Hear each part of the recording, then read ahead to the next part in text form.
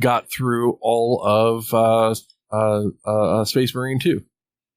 Yeah, so that is a video game as video game. I'll tell you right now.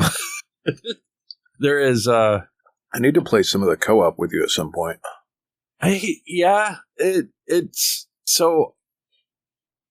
I would be all right with the co-op, but there's a lot of stuff. It's got PvP in it, and I'm not super big on PvP, and it doesn't seem like it's. I don't know. It's not the most balanced thing in the world. Well, there's a whole lot of like content that you don't get in the single player story mode. Like there's away missions that I completely skip because I'm just playing by myself, you know.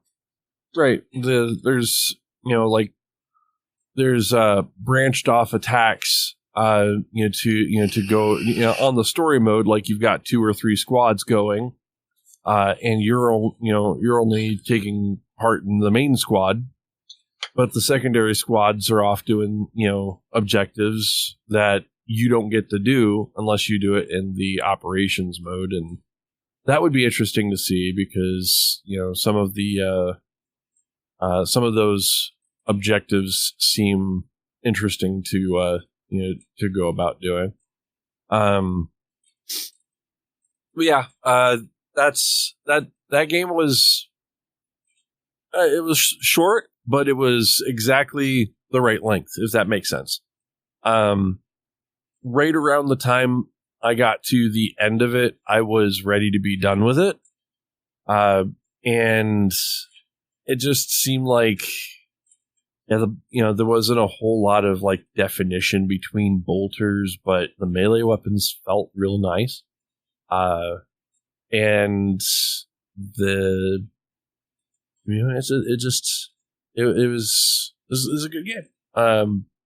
There's a lot of 40K lore that's put in there, and I've kind of got an idea of what's going to happen next in the story. So it's one of those games that I know there's either going to get expanded on in the future, or there'll be a Space Marine 3 or something like that.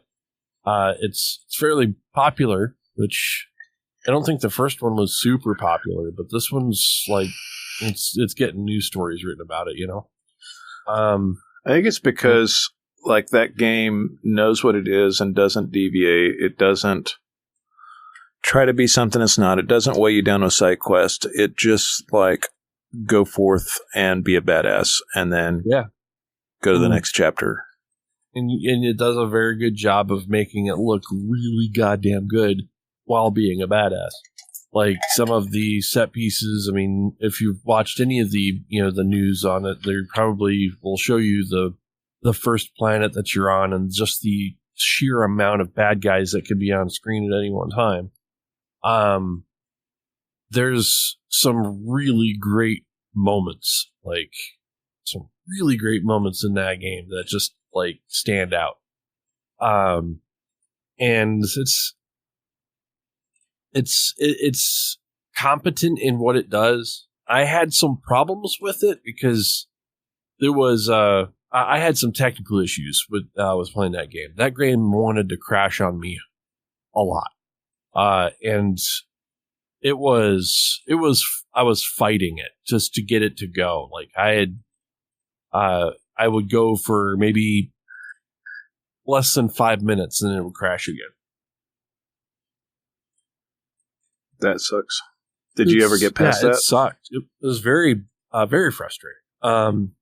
Because like once you get into it, you just kind of like you want to go, but when it's it'll crash, and it was like it would lock my machine up to the point where I'd have to hard reset it. That's rough. I mean, it really sucked, but I didn't lose a whole lot of progress when it happened. It was just I spent probably 10 hours playing the game, and I spent another 5 hours troubleshooting why I couldn't play the game. Because I tried EDUing my graphics drivers. I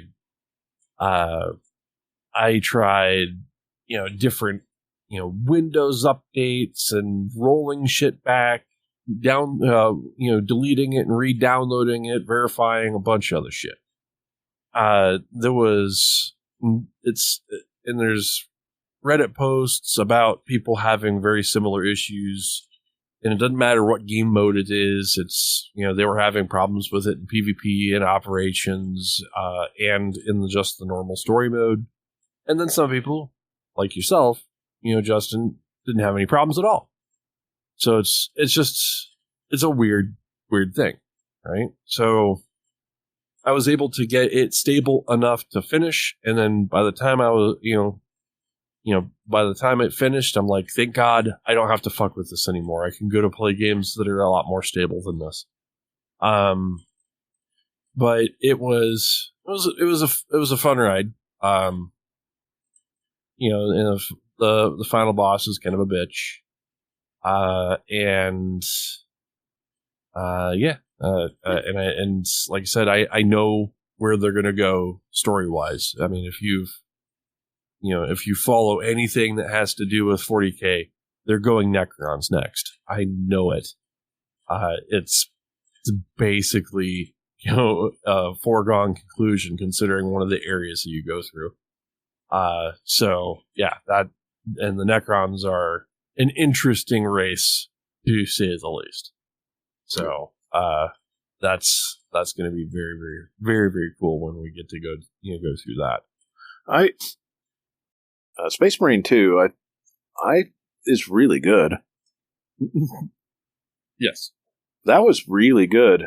And once you unlock the power hammer, I think I almost stopped using my guns. Yeah, melee's kind of crazy. The hammer is intense. And you get health back by doing damage with it.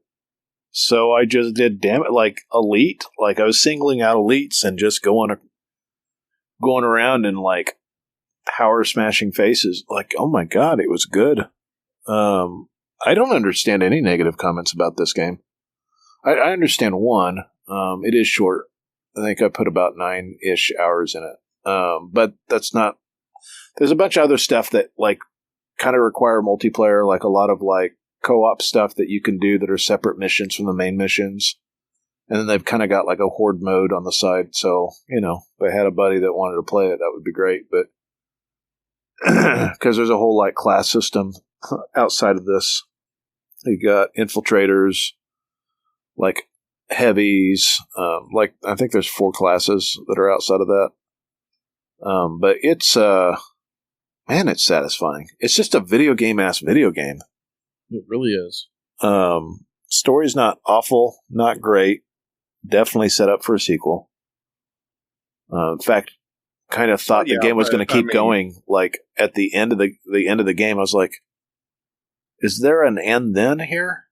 I was like, "No, it's an and then there will be this definitely set up for a sequel." I don't know how they predicted that it would be good, or set up that way. It was the same with the first one. I mean, the first one was a little bit more close-ended, but not. They left space for a sequel in the first one. Sort of. It happens, 100 years after the first one? Isn't that right, Rusty? About, yeah. Yeah, I think that's what it was saying, that he was serving for 100 years. Yeah. But, I mean, Space Marine lives are, super long. So. Yeah. So, I don't know, there's something, and then the jump jet attacks, once there was the missions that you had jump jets. Mm-hmm. Again, there's an option to hover and shoot. I just dive. I used it a couple times. I was like, it's way more fun to dive bomb. You've got some reach on that too. You go way up and then you come down crashing like a meteor and just explode things into guts. And then it takes 2 heavy hits after that to kill an elite. You're just like, damn. And it recharges fast too. By the time you're done attacking, you're ready to go again. It's satisfying. Yeah. I ended up with some favorite weapons, too. The plasma rifle is my absolute favorite. I charged up and shot that thing many times as an opener as I'm getting closer to things. The auto bolter with the grenade launcher was nice for clearing out hordes, and the melt-a-gun was fun, except that it was really not a gun as much as it is like a just explosion in face thing. It's like I didn't even aim fire it. Shotgun, essentially, what it was. I didn't even really aim it. I just it was like the no scope shotgun thing you did in Gears. Mm-hmm. Yep. It's basically how you play that. Like just roll up, like literally, jump forward into the fray and pull trigger. Yeah, because it has like splash damage, like as wide as three Marines, and it takes like 2 hits to like really knock something off balance. It's so powerful. And then the the crack grenades was my other thing that I liked a lot. I didn't use a lot of normal grenades. The crack grenades, I would hold on to those. The sticky ones? Yeah, the ones that you're just like, oh, there's that flying bullshit enemy. I'm just going to hit it with a fucking grenade and knock it down and go annihilate it. Like, that's what I use those for. The other grenades are fun, but like that was a whole other level. Yeah. I don't know. It's a really good game. The spectacle of the game is pretty intense too. This has more spectacle than any Gears game. It's so over the top with just all the shit going on at the same time. Some really big epic fights. Though towards the end, like the fight is epic without being as quite as big. Like somehow, it's like all around it. It's easy like 4.5 out of 5 game. Like we haven't had a third person shooter that fucking satisfying in a very long time. Like holy shit, man. What I think is the most refreshing about that, about the game is that it's just in universe. Like there isn't anything added to it. There isn't any fucking politics, about it. It's just, what?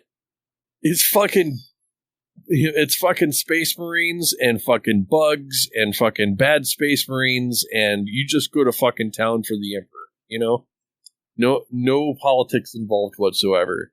And I think that is probably the most refreshing bit about the game, is that it's just like it doesn't want to be anything other than a badass video game. Regardless, Space Marine 2 is a very good game. And that was Nos and Rusty talking about their playthroughs of Space Marine 2. We thank you guys for watching this episode of Tiltcast.com Shorts. You can hear everything we say about the game in episodes 597 and 598 of the Tiltcast. These full episodes can be found at thetiltcast.com or on Spotify or iTunes. Rate us, review us, subscribe to us there. Our socials are facebook.com/Tiltcast and x.com/Tiltcast. We hope you guys are enjoying these short episodes of the Tiltcast along with the gameplay view.